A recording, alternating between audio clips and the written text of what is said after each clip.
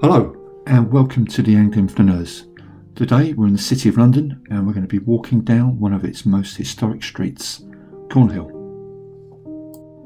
And in addition to Cornhill, we have these numerous side streets and side alleys that are an absolute pleasure and delight, and there's some incredible history to them, so we'll also be exploring them today.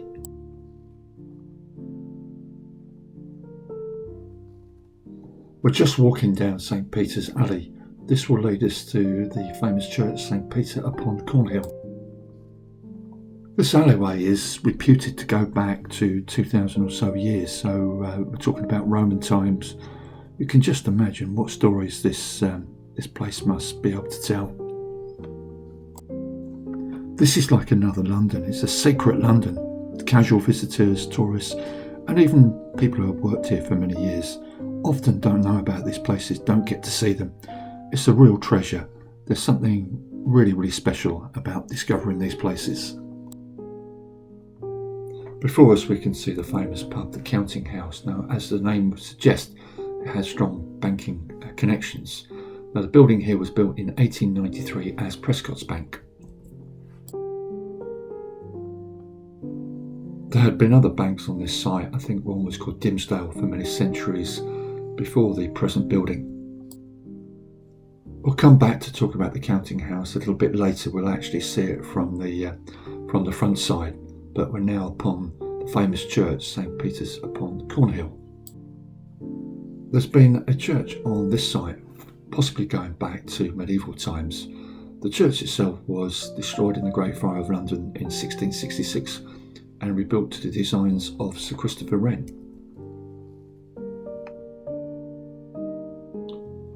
The church here stands on the highest point in the City of London, directly above the foundations of the great London Roman Basilica. There is also some evidence that there was a pagan shrine here. Added to this sense of history is a statement made in 1417 by the Mayor of London that St Peter's Church was the first church founded in London. There is a thought in some circles that the church here was founded by Lucius, the first Christian king in Britain, sometime after his conversion in AD 179. The great London historian John Stowe also makes reference to this church. And in the early parts of the 19th century, the famous and notable missionary William Jarrett was a lecturer at the church. Charles Dickens makes mention of it in Our Mutual Friend and also mentions it in Scrooge. Scrooge's place of work was meant to have been on Cornhill, and Dickens wrote in Scrooge this: "The ancient tower of a church, whose gruff old bell was always peeping down at Scrooge out of a Gothic window in the wall."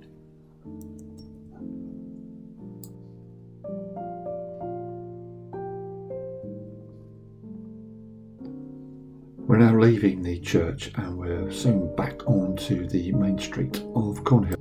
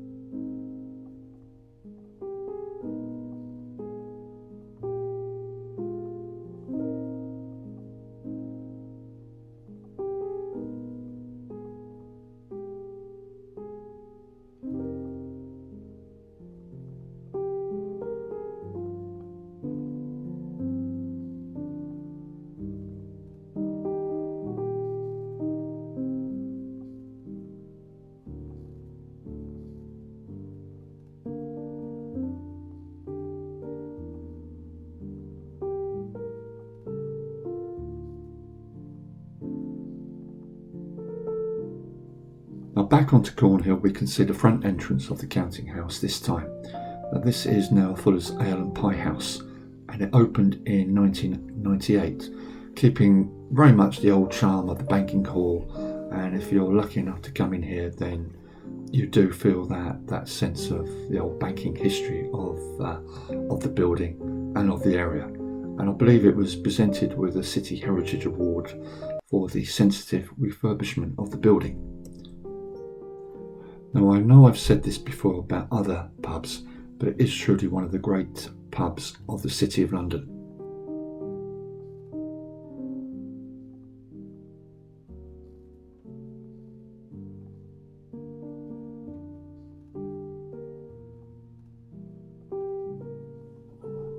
And now before us we have another one of those great city churches, St Michael's, Cornhill.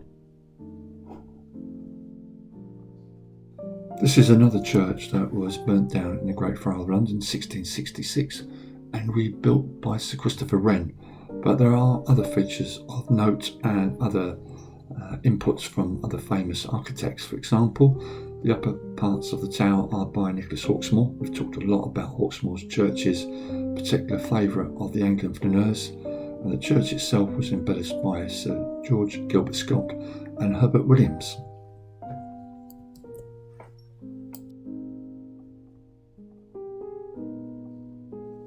The work of George Gilbert Scott here was financed by the Drapers' Company, whose church this was.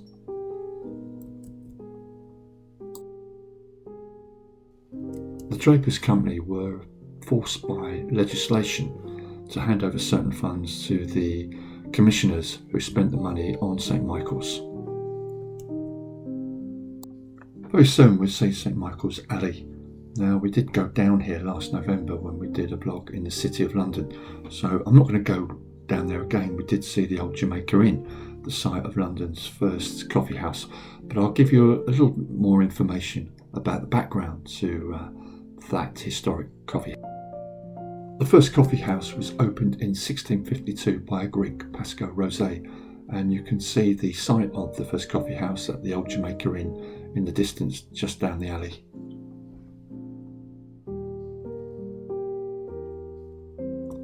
Rosé had come to London as the manservant of Daniel Edwards, a member of the Levant Company, who had first encountered him in Turkey. One story is that Rosé decided to start the business after falling out with Edward on their return to England, and another story is that Edwards helped Rosé start the business when they realised the interest that people had in trying out the new drink. We can now see Ball Court, which leads to Simpson's Tavern.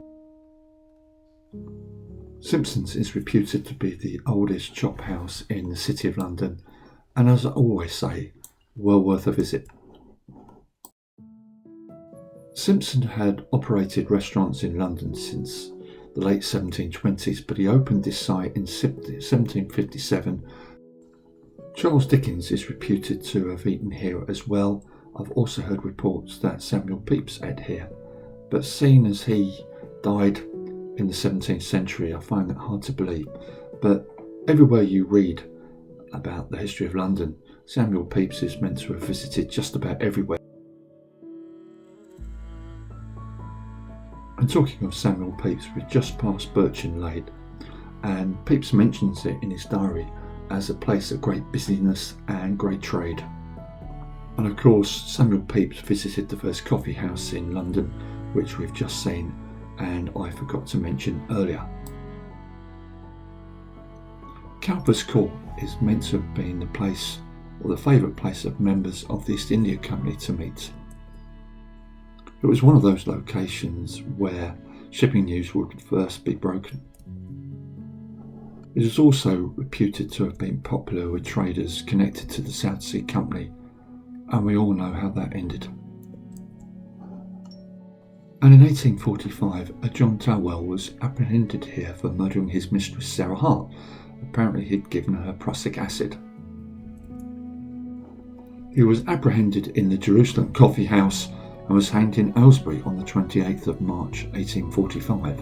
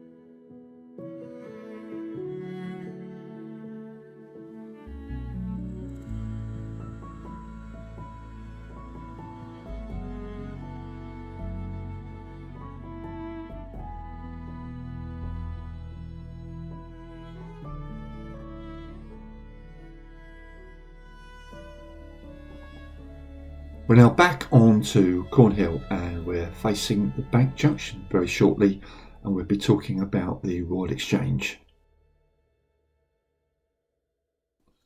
It's about 6:30 on a Thursday evening and the city is full of commuters, either rushing to go to the pub or rushing to get home. So I'm weaving in and out of lots of people at the moment.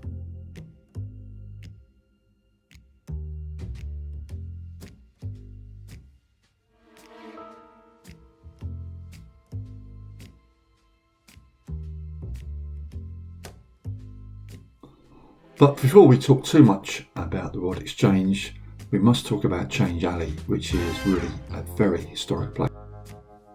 Change Alley takes its name from the formation and early dealings of the Stock Exchange at two nearby coffee houses. They were Jonathan's Coffee House and Garraway's Coffee House. They were amongst the earliest coffee houses in the City of London. Coffee houses were favoured over taverns since they kept you sharper for the deal. So I guess in that sense things haven't really changed. Change Alley is a contraction of Exchange Alley, relating to the Royal Exchange on the opposite side of Cornhill. There's lots of blue plaques in this area and I'm not going to cover them all today because it would just make the video too long. But there is one in relation to the King's Arm Tavern, where the Marine Society was founded in 1756. And there's also another one to the merchant Thomas Gresham, founder of the Royal Exchange and Gresham College.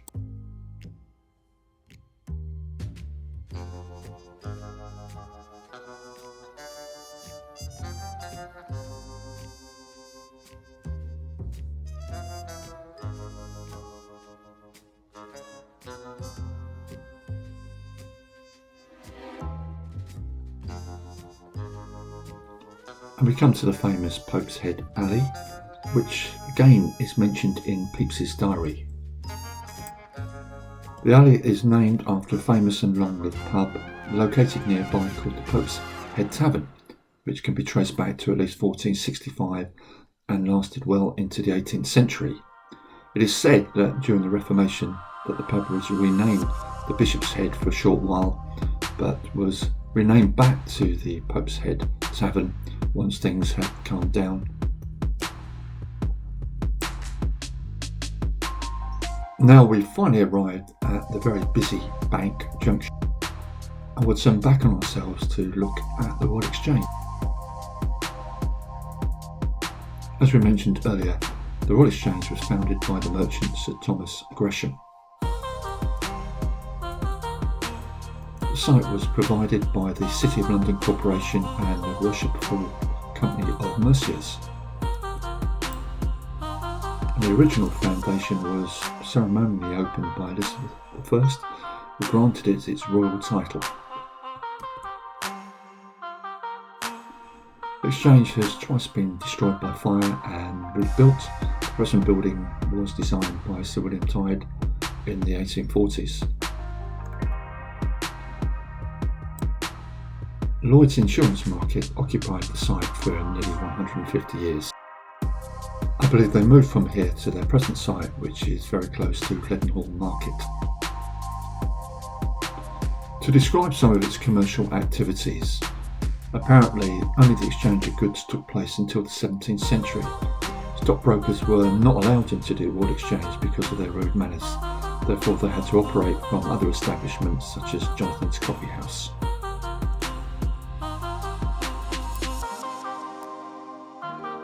Paul Julius Reuter established the Reuters news agency at No. 1 Royal Exchange Buildings to the east and opposite of the Royal Exchange in 1851, later moving to Fleet Street. We can see before us the London Troops Memorial, commemorating the dead of military units associated with the City and the County of London during the First World War. It was designed by Sir Aston Webb, and the monument is flanked by two bronze statues of soldiers and surmounted by a lion, all sculptured by Alfred Dury. There are three notable statues by the Royal Exchange, one of Charles II, another of Elizabeth I, and finally that of Arthur Wellesley, 1st Duke of Wellington.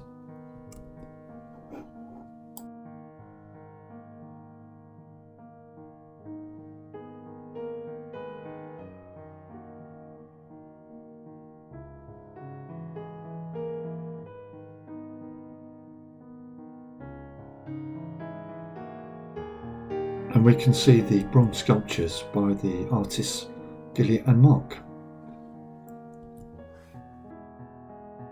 In the words of the artistes, they say that public art can make a place brighter and more vibrant, increasing the happiness of the public. So I'll ask you the question, does this art make you happy? Apparently they're called the paparazzi dogs, and they've been a worldwide phenomenon, and the rap artist Snoop Dogg apparently really likes them.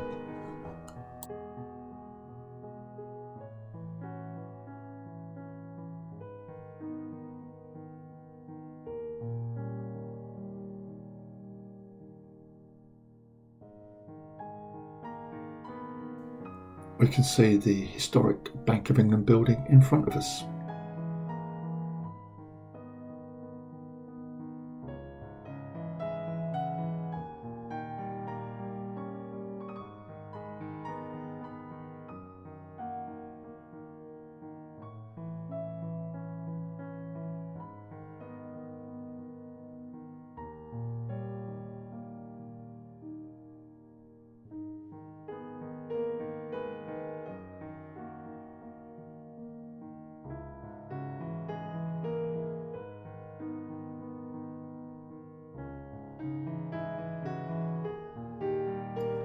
We're now doubling back on ourselves and walking back up Cornhill in the direction of Bishopsgate, Greychurch Street and Leadenhall.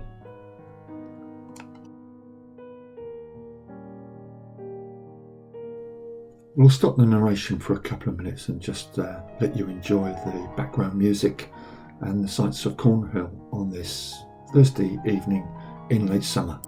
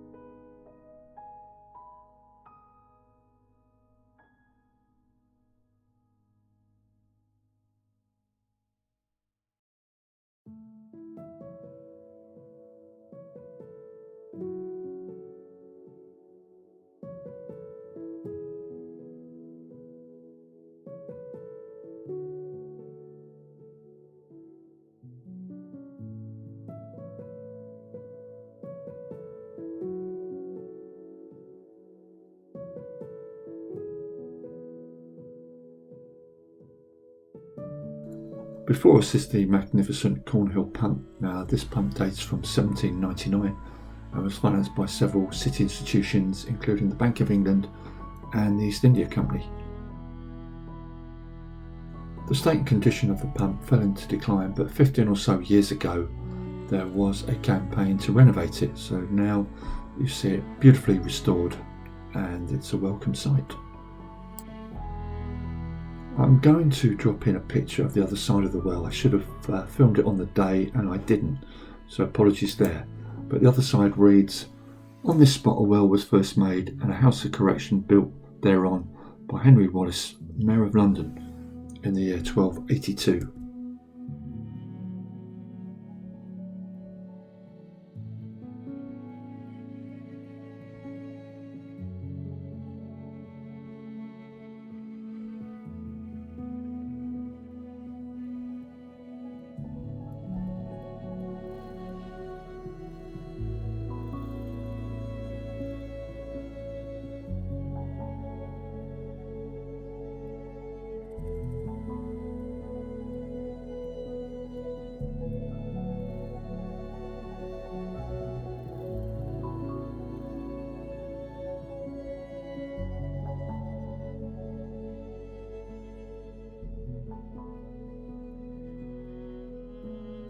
We've made another detour, this time down Finch Lane, and I'm doing this for sentimental reasons. We're going to go past a famous pub called the Cock and Woolpack. I've been in here several times, there's a surprise, but I used to pass this pub on the way home back to Liverpool Street Station from my office every day for about 7 years, so it's quite a nostalgic pub for me. I hope you enjoy it. And it's just another one of those classic old-fashioned City of London boozers that are now being replaced by sophisticated high-end wine bars. It's got a wooden bar and it's just got a great atmosphere to it. And it's just another one of those City of London scenes that I'm all too aware of. It's late on a Thursday and there's commuters rushing through, people standing outside City of London pubs. It's a great scene.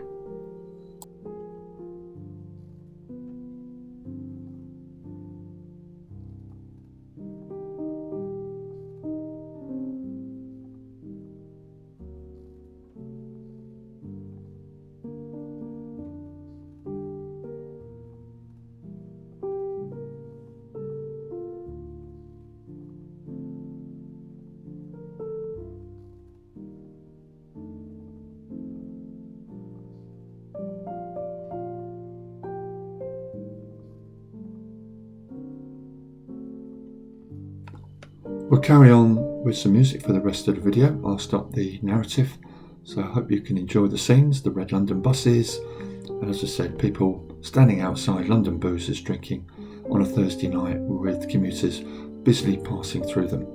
So that's it from the Anglian Flaneurs, and we hope to see you again very soon.